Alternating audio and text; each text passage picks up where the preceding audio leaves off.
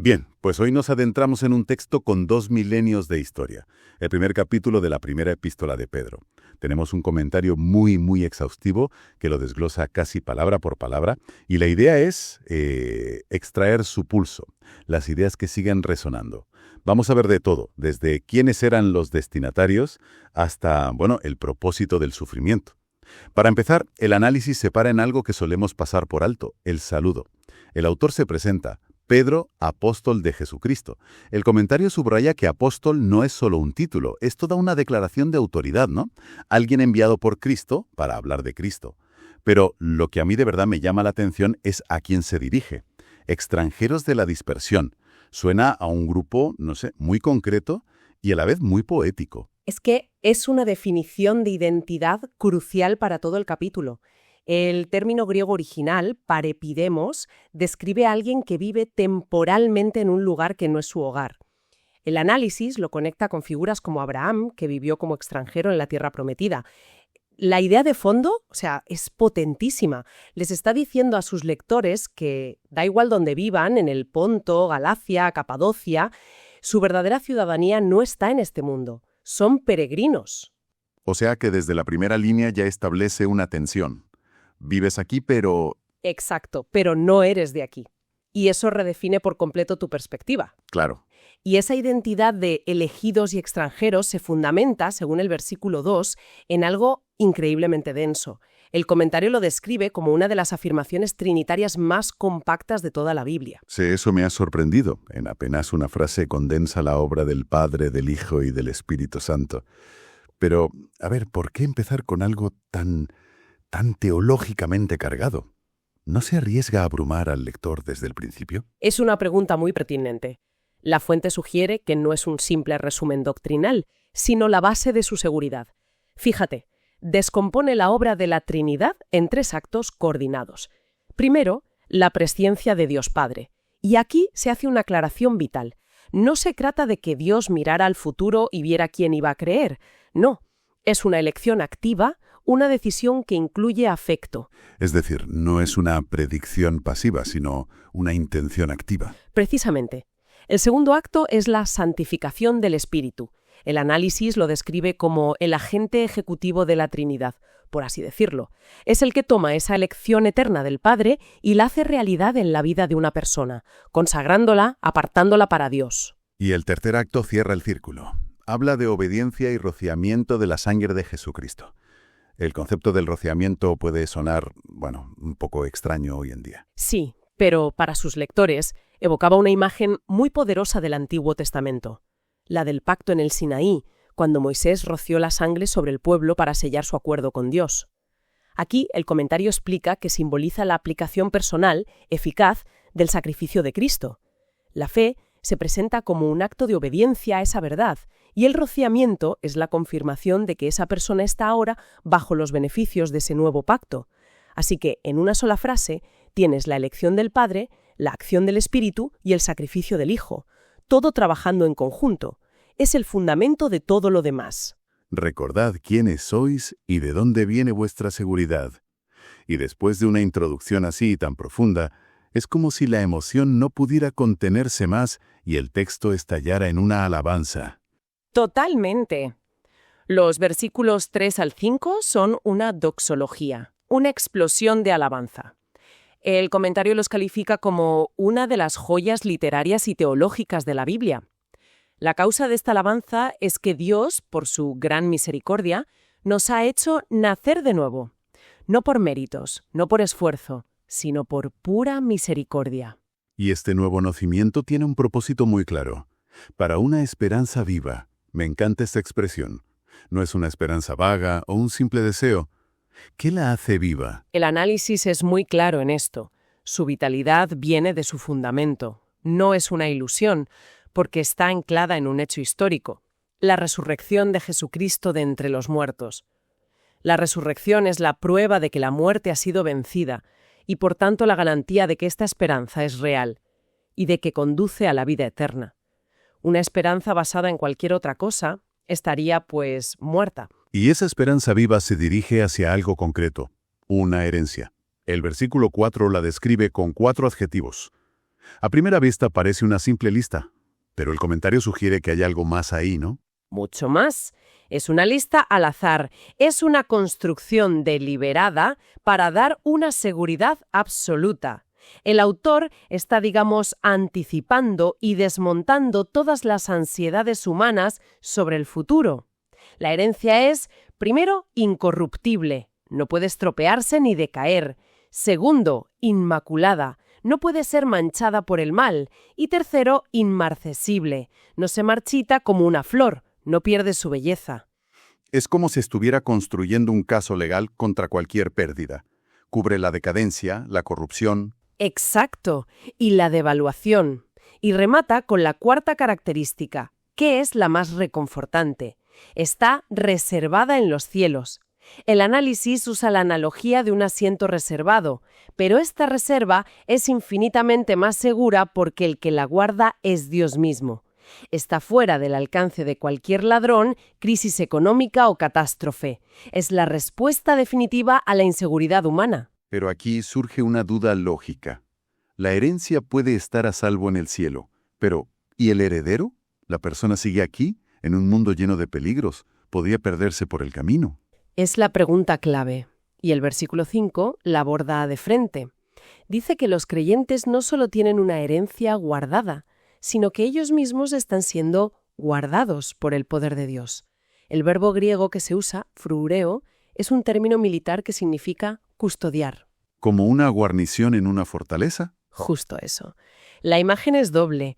La herencia está segura allá arriba y el heredero está protegido aquí abajo. De acuerdo. Eso nos lleva a la siguiente sección, que presenta lo que parece una contradicción.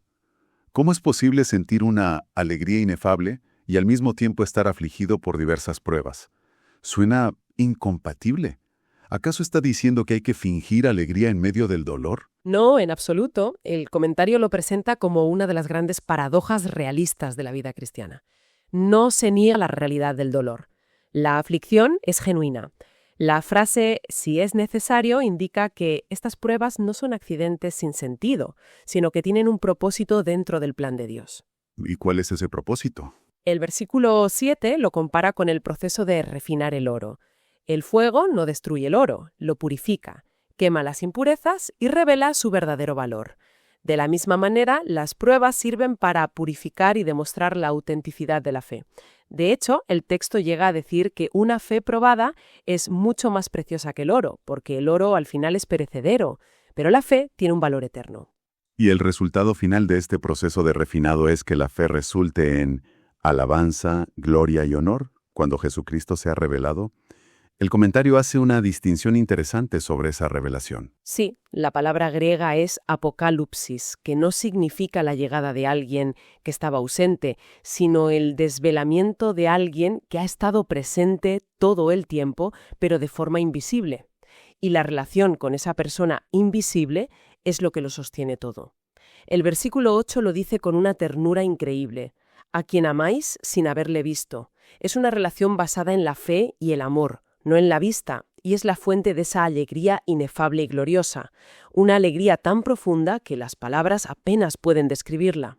Así que la meta final de todo este camino de fe, pruebas y esperanza es, como dice el versículo 9, la salvación de vuestras almas. Exacto, entendiendo almas no solo como una parte espiritual, sino en el sentido hebreo de la persona en su totalidad. Y un detalle gramatical que el comentario resalta es que el verbo griego sugiere que esta salvación es algo que ya se está obteniendo, un proceso en marcha. No es solo un ticket para el futuro, es una realidad que transforma el presente. Ahora el foco de la carta da un giro inesperado. Pasa de hablar de la experiencia de los creyentes a la perspectiva de los profetas del Antiguo Testamento e incluso de los ángeles. ¿Por qué este cambio? Es un recurso brillante para subrayar la magnitud de lo que está describiendo. Es como si dijera, ¿no os dais cuenta del privilegio que tenéis? Los profetas del Antiguo Testamento, inspirados por el Espíritu de Cristo que había en ellos, anunciaban estos sufrimientos y glorias futuras. Investigaban, indagaban, intentaban descifrar cuándo y cómo ocurriría todo esto. Pero se les reveló algo sorprendente. Se les reveló que no se estaban sirviendo a sí mismos, sino a una generación futura. Eran como los mayordomos de un tesoro que no llegarían a haber desvelado por completo. anunciaban una salvación cuyo alcance, sobre todo la inclusión de los gentiles, era un misterio profundo para ellos, algo que, como nos cuenta el libro de los Hechos, al propio Pedro le costó aceptar. Y si la curiosidad de los profetas era intensa, la de los ángeles parece serlo aún más. La imagen que usa el texto es increíblemente visual. Es una de las imágenes más potentes de la carta. El texto dice que los ángeles anhelan mirar estas cosas. El verbo griego parakupsai significa literalmente agacharse para mirar algo de cerca con gran interés. El análisis evoca la escena casi cinematográfica de los ángeles en el cielo, inclinándose sobre la barandilla para no perderse un detalle de lo que ocurre en la tierra con el plan de salvación. Esa imagen es fascinante. Sugiere que los grandes dramas que nos obsesionan en la tierra, la política, la economía, los conflictos, quizás no son el centro del interés cósmico. Lo que realmente capta la atención celestial es algo tan íntimo, tan personal, como la transformación de un ser humano. Exactamente. Subraya el valor incalculable que tiene esta salvación. Y con esa idea en mente, como si dijera, dado que esto es tan inmensamente grande, la carta pivota hacia la práctica. La segunda mitad del capítulo es una llamada a la acción. Pasa de la doctrina a la ética. El versículo 13 empieza con una exhortación muy gráfica. Ceñíos los lomos de vuestro entendimiento. Es una metáfora del mundo antiguo.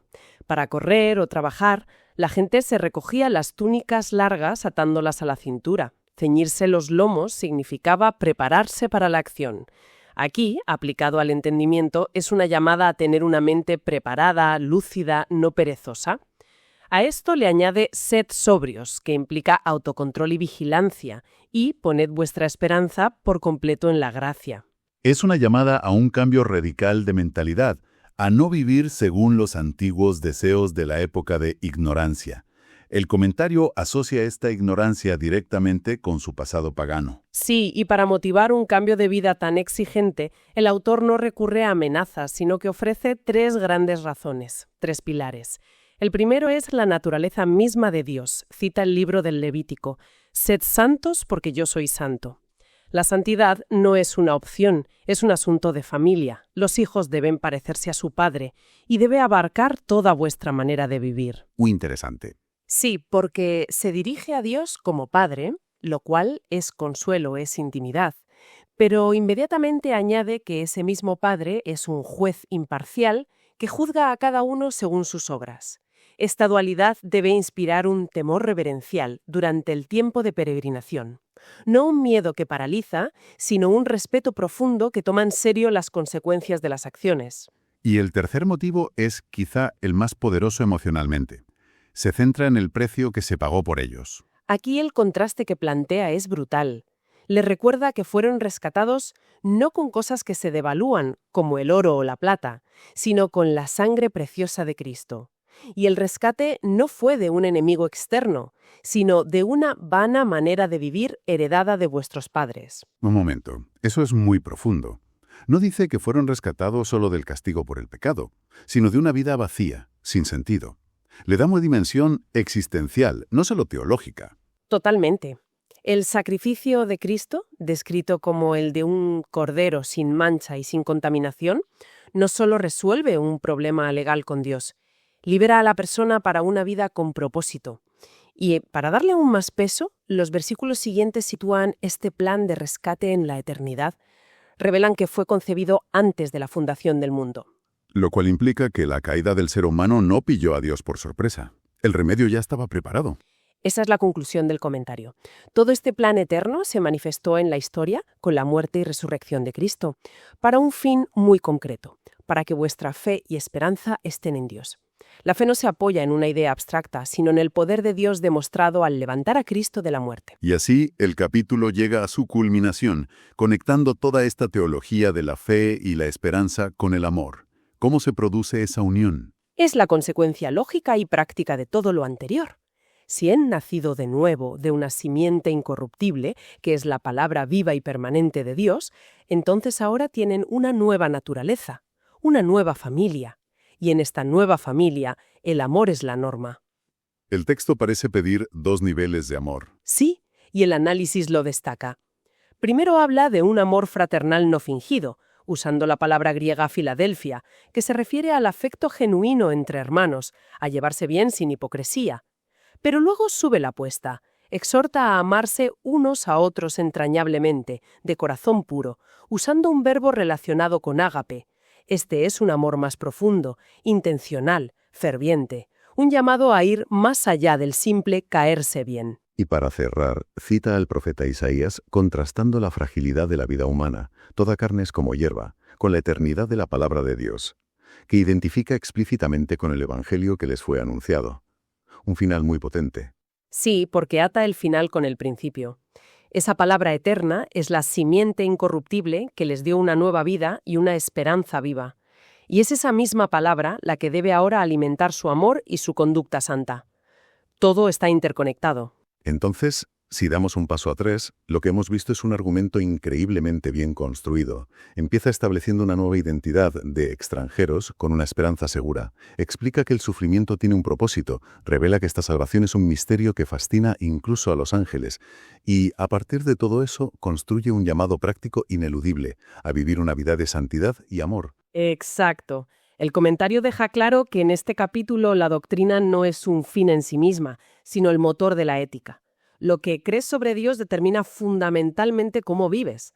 La esperanza viva no es solo una idea bonita para el futuro, es una fuerza activa en el presente que te capacita para amar de forma diferente y para soportar las pruebas con una alegría que el mundo no puede entender. Y me quedo con esa imagen de los ángeles inclinados, observando con fascinación. El análisis resalta que anhelaban comprender los detalles de esta salvación que los destinatarios de la carta estaban viviendo en primera persona. Esto nos deja con una pregunta para reflexionar. Si seres celestiales consideraban este tema digno de una investigación tan intensa, ¿cómo cambia eso nuestra propia percepción de su valor? ¿Qué matices, qué profundidad nos estamos perdiendo si lo tratamos como una historia conocida en lugar de como un drama cósmico revelado en el que somos protagonistas?